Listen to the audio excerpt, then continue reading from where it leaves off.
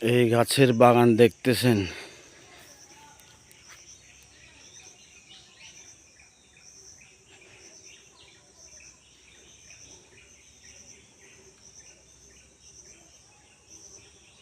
নব্বই 91 দিকে আসছি। পুরা এগুলি সব জমিন ছিল। এই যে পাশে জমিন আছে, এটা একদম বিরাট একটা এলাকা নিয়ে এটা পুরো জমিন ছিল। ফার্স্ট আমি এসে চিন্তা করলাম জায়গাগুলো খালি পড়ে আছে, এখানে কোনো চাষবাস হয় না।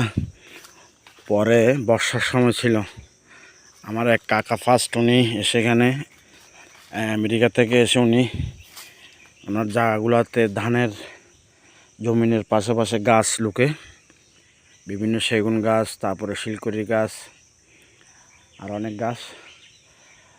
তো উনি আমাকে বলে যে কাকা এই ব্যাপার। তখন প্রায় 30-40 হাজার টাকা খরচ করে মানুষ নিয়ে আমি এই পুরা বাগানে গাছ লাগিয়ে দিই। এক সময় গাছগুলো অনেক বিরাট বিরাট হতে থাকে, অনেক বিরাট বিরাট গাছগুলো হইতে থাকে।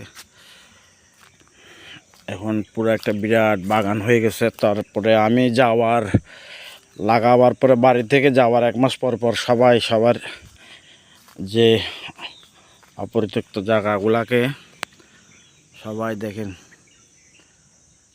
হ্যাঁ, আশেপাশে যারা আছে সবাই বাগান। এই যে রাস্তার পাশে গাছ গাছ লাগাও, পরিবেশ বাঁচাও।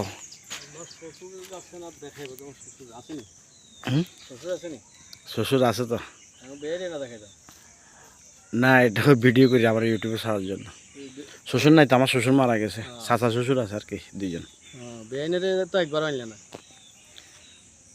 কইছিল আমার বাড়ি চাইতেও একটু মন চায় না, কি এখন একবার লই আনি 1 দিন 2 দিন বেড়াই যাব, দেখি শুনে যাইব কোথায় দিয়া দিলে মেয়েরে দেখি শুনে গেল। চিটাঙে দেখছে তার গ্রাম দেখান লাগে না তাকে, তোমার তো গ্রামেরটা গ্রামে দেখবো। এখন কারো জায়গা আর খালি নেই। দেখেন বিরাট এসব জায়গাগুলো আগে খালি ছিল।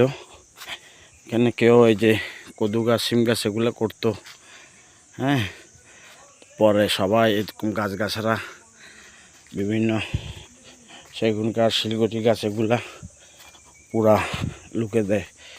এখন সবাই অনেক গাছের মালিক, এক একজন।